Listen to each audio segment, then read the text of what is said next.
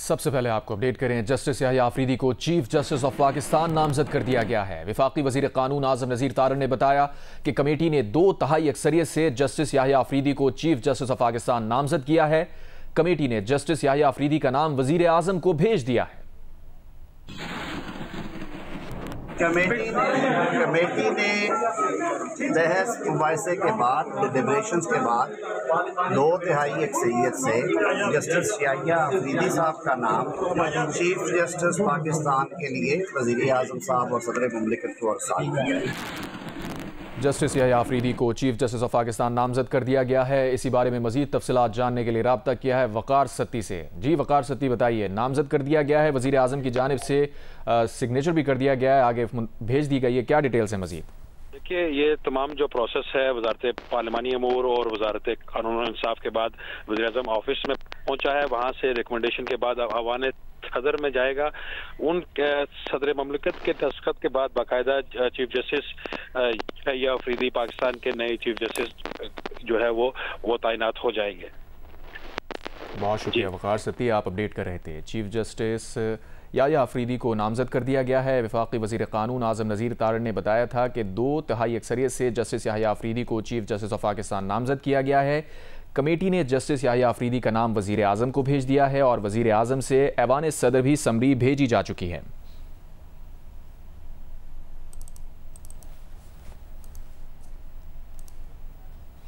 तहरीक इंसाफ के वकील रहनुमा हामिद खान ने पार्लिमानी कमेटी के फैसले के खिलाफ एहतजाज का ऐलान कर दिया। कहा, तवक्का है जस्टिस याह्या आफरीदी इस पेशकश को कबूल नहीं करेंगे। माजी में out of turn 2 bar chief justice तैनात किए गए, जिससे मुल्क का बड़ा नुकसान हुआ। प्रोग्राम आज शाहजेब खानजादा के साथ में गुफ्तगू करते हुए हामिद खान का कहना था कि वकला में अगर कोई तकसीम हुई तो बार के अगले इलेक्शन में सामने आ जाएगी। मौजूदा इक़दाम सुप्रीम कोर्ट को तकसीम करने के लिए किया गया है।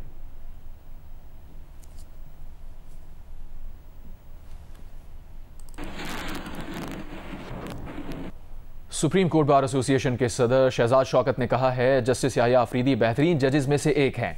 ये तकर्रुरी मुरव्वजा आईनी तरीक़ाकार के मुताबिक हुई। हमारे कुछ दोस्त कौम को हिजान में मुब्तला रखना चाहते हैं। जो एक नया आईनी तरीक़ाकार मुकर्रर किया गया, उसके ऐन मुताबिक उनकी तकर्री की गई है और इसमें कोई शक नहीं है कि जस्टिस याह्या आफरीदी साहब जो है वो एक वन ऑफ आवर बेस्ट जजेस। ये नहीं है कि दूसरे 2 सीनियर जजेस हैं, वो भी बहुत ही आला पाए के जज हैं, लेकिन ये तकर्री जो है बिल्कुल मुरव्वज आईनी तरीक़ाकार के तहत हुई। अब आईनी तरमीम तो होगी, इट्स अ रियलिटी। हमारी आज भी ये पॉइंट ऑफ व्यू है कि इस तरमीम में मजीद बेहतरी लाई जा सकती थी। हम आज भी ये समझते हैं कि सीनियर जज की सीनियरिटी को भी कंसिडर किया जाना चाहिए एज वन ऑफ दी की फैक्टर्स। लेकिन ये पार्लियामेंट्री कमेटी जो बनी है उसमें भी बड़े मौजूद हमारे पार्लियामेंटेरियंस बैठे हुए थे, उन्होंने फैसला फरमा दिया और अब हर चीज को हम डिस्प्यूटेड बनाने की कोशिश अल्लाह जाने क्यों करना चाहते हैं। ये एक तरीकाकार जो इस मुल्क का आइन है आज की तारीख में, उसके बिल्कुल उसको एग्जैक्टली फॉलो करके ये तरीकाकार करके और ये जस्टिस याह्या आफरीदी साहब को नामजद किया गया। लिहाजा इस वक्त इसको फिर इख्तिलाफी बनाना मेरे ख्याल में किसी की भी खिदमत नहीं है। अब ये कॉन्स्टिट्यूशनल बेंच बनेगा, उसकी शक्ल सामने आएगी, उसमें कौन जज साहिबान होंगे। हम हर फर्द को जब शुबे की निगाह से देखेंगे तो फिर तो सिस्टम नहीं चल सकता।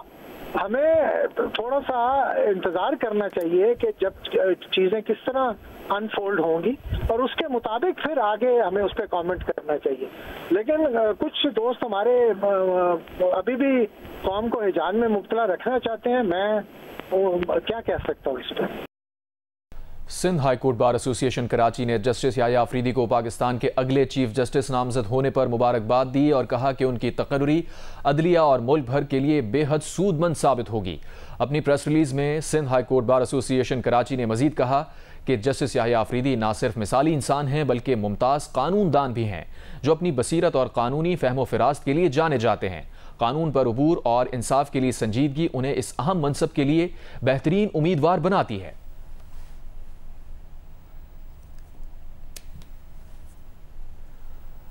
नामजद chief justice of Pakistan justice Yahya Afridi supreme court के सीनियर तरीन जजेस में से एक हैं।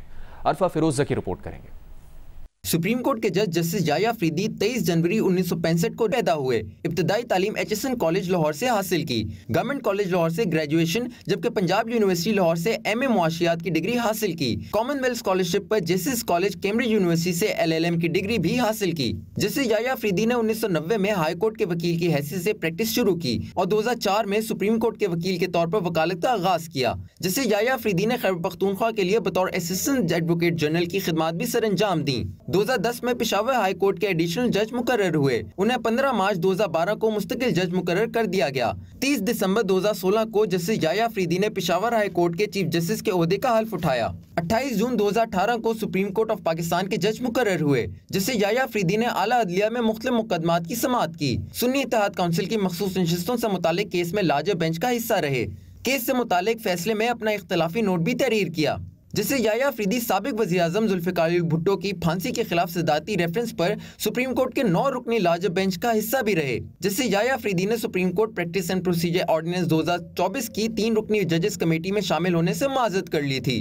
नुमाइंदा खसूसी अब्दुल कयूम सिद्दीकी के साथ अरफा फिरोज़ की, जियो न्यूज़ इस्लामाबाद। Welcome back. पाकिस्तान तहरीक इंसाफ ने मुनहरिफ अरकान को शो कॉज नोटिस जारी कर दिए। जिन अरकान को शो कॉज नोटिस जारी किए गए उनमें जैन कुरैशी, रियाज फतियाना, मिक़दाद अली खान, असलम घुमन शामिल हैं। इन अरकान को पार्टी हिदायत की खिलाफ वर्जी पर शो कॉज नोटिस जारी किए गए हैं।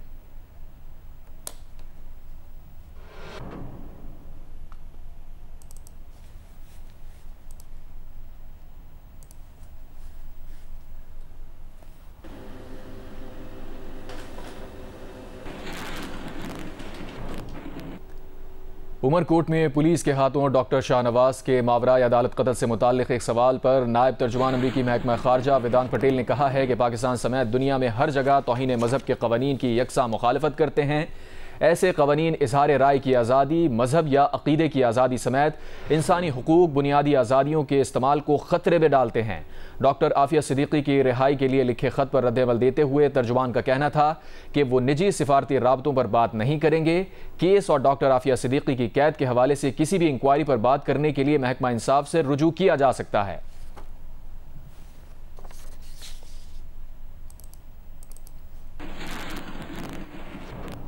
मखसूस नशिस्तों के केस में चीफ जस्टिस काजी फायज़ ईसा ने इख्तलाफी नोट में कहा है कि 8 जजेस के अक्सरियती फैसले में आर्टिकल 51 और आर्टिकल 106 में तरमीम कर दी गई।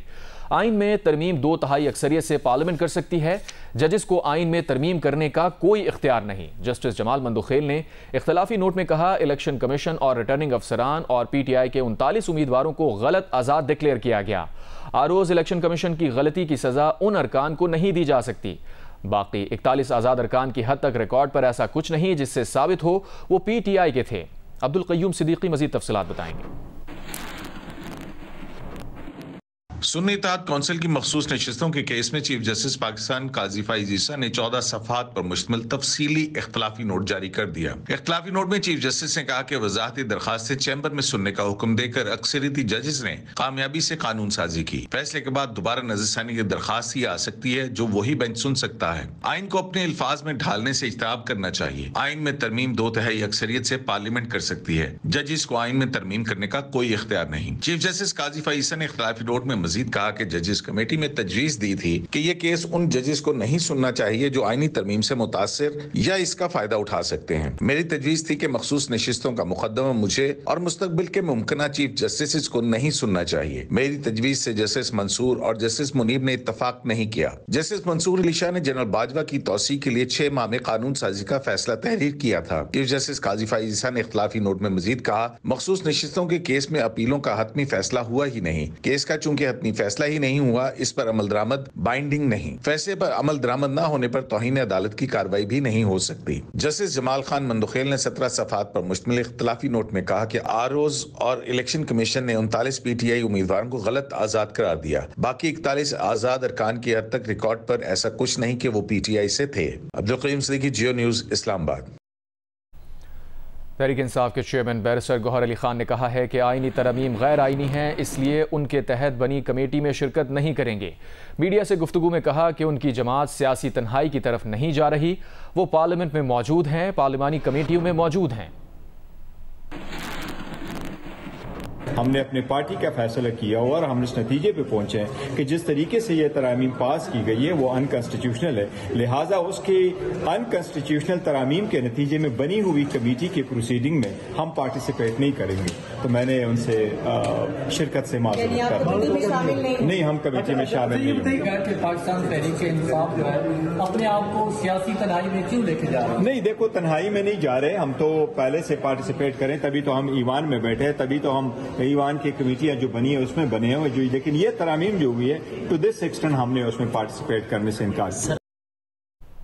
कासिम रोंझो ने अपनी प्रेस कॉन्फ्रेंस में की गई बातों की तरदीद कर दी। उनका कहना था कि उन्होंने जो कुछ प्रेस कॉन्फ्रेंस में कहा वो उनसे जबरदस्ती कहलवाया गया।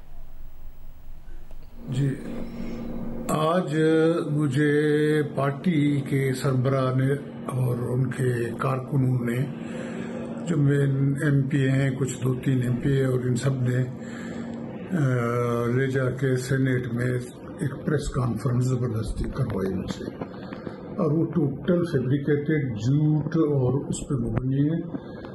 और ये जबरदस्ती के अल्फाज थे जो आगे लिखे हुए थे कि भाई मुझे घर से उठाया गया या क्या किया, और ये सारे मच्छर ये सब कुछ उन्होंने लिख के आगे मुझे रखे हुए थे, वो मैं पढ़ रहा था।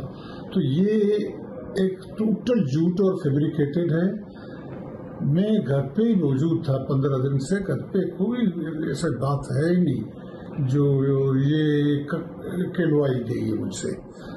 तो अब मैं इसके तरदीद करता हूँ, भरपूर तरदीद करता हूँ कि ये इसको मेहरबानी करके आप मीडिया में दोबारा इसको सही करो। 26वीं आईनी तरमीम के जरिए आइन का बुनियादी ढांचा तब्दील कर दिया गया। आईनी बेंच को आईनी अदालत ही कहेंगे, ये ज़ेर इल्तवा मुकदमात का हल नहीं। अब तमाम जजेस इंसाफ के बजाय पार्लियामान को खुश करने में लगे रहेंगे।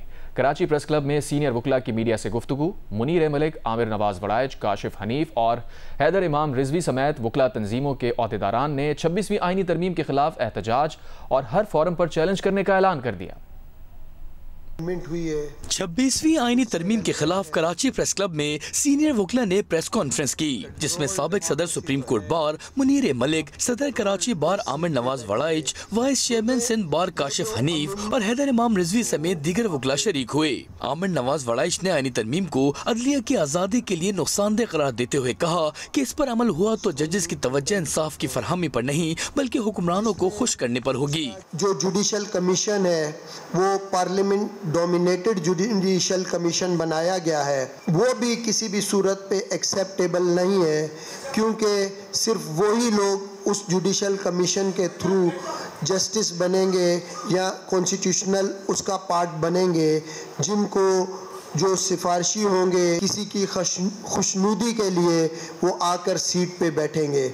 मुनीर मलिक एडवोकेट ने कहा कि तरमीम मंजूर करने वाले चाहे कुछ भी कहते रहें, हम आईनी बेंच को आईनी अदालत ही कहेंगे। हम रिफॉर्म के खिलाफ नहीं हैं, हम बैकलॉग को क्लियर करने के खिलाफ नहीं हैं, लेकिन इस अमेंडमेंट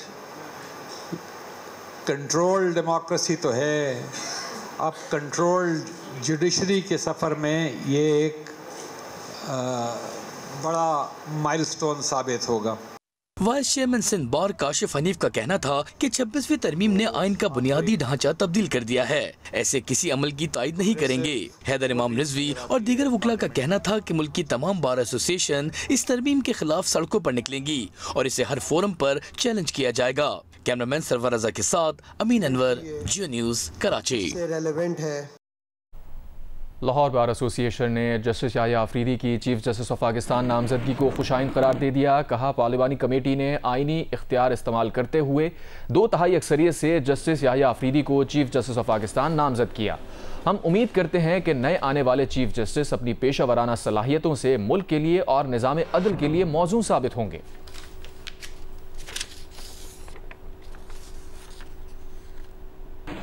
सिंध हुकूमत ने सूबे में गैर हुनरमंद अफराद की कम अज़ कम उजरत 37,000 रुपये मुकर्रर करने का नोटिफिकेशन जारी कर दिया। ये हुक्म 1 जुलाई 2024 से नाफिजुल अमल होगा।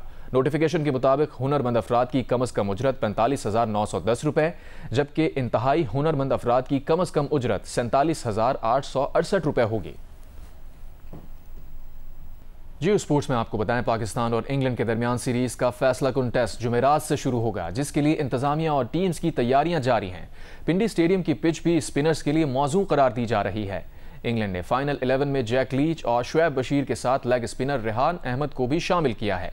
पाकिस्तान टीम में जाहिद महमूद की जगह फास्ट बॉलर मोहम्मद अली की शमूलियत का इम्कान है। आखिरी टेस्ट भी जियो सुपर बराह रास्त नशर करेगा। आगे बढ़ते हैं। जस्टिस याह्या अफरीदी को चीफ जस्टिस ऑफ पाकिस्तान नामजद कर दिया गया। खुसूसी पार्लिमानी कमेटी ने 2/3 की अक्सरियत से याह्या अफरीदी के नाम पर इत्तफाक के बाद नोटिफिकेशन वजीर आजम को भी भेज दिया है। इस पर मजीद बात करेंगे। एहसन भून ने हमें ज्वाइन किया है। बहुत शुक्रिया सर आपके वक्त का। इस फैसले को किस तरह से देख रहे हैं? कमेटी ने 2/3 अक्सरियत से नामजद किया है। देखें, ये आज के दिन की जो मौजूदा आईनी पोजीशन है उसके मुताबिक जस्टिस याह्या अफरीदी को नामजद करना इंतहाई खुशाइंद बात है। और जस्टिस याह्या अफरीदी एक इंतहाई नेक नाम, दयानतदार और कॉम्पिटेंट जज के तौर पे जाने जाते हैं, जिन्होंने हमेशा हर लम्हे हर फैसले में अपना जो है वो राय दी है। इसलिए हमें ये कहना कि कोई इसमें मनपसंद की बात है वो ये नहीं है। मौजूदा हुकूमत के हर केस में मैं समझता हूँ कि याह्या अफरीदी ने बिल्कुल डाइसेंटिंग नोट दिया है और हमेशा गवर्नमेंट के खिलाफ दिया है। और दूसरी बात आपको ये मैं बताऊं कि जस्टिस याह्या अफरीदी मौजूदा हालात में जिस तरह हम देख रहे हैं इंतहाई गैर मुतनाज़िया जज हैं।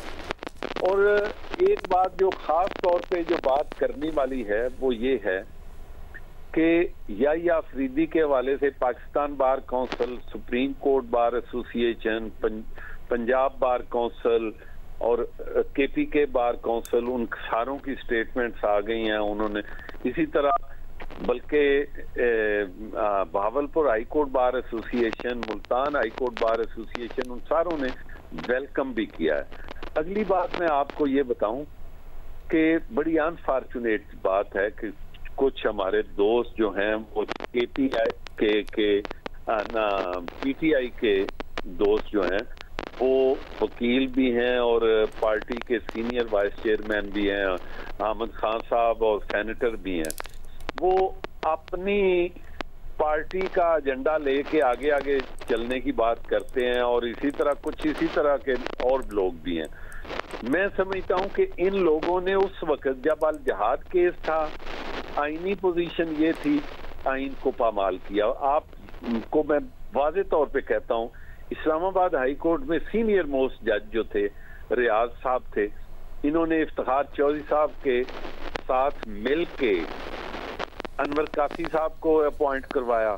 सीनियर मोस्ट शाहजहां KPK में थे, उनकी जगह एजाज अफजल साहब, और उसके बाद दूसरी दफा ही इज द ओनली जज who resigned when his seniority was compromise, Shahjahan, और उनकी जगह इन्होंने दूसरी दफा किसको लगाया? जनाब दोस्त खान साहब को। इसी तरह इन्होंने सिंध में क्या किया? सिंध में भी इसी तरह इन्होंने अपॉइंट किया।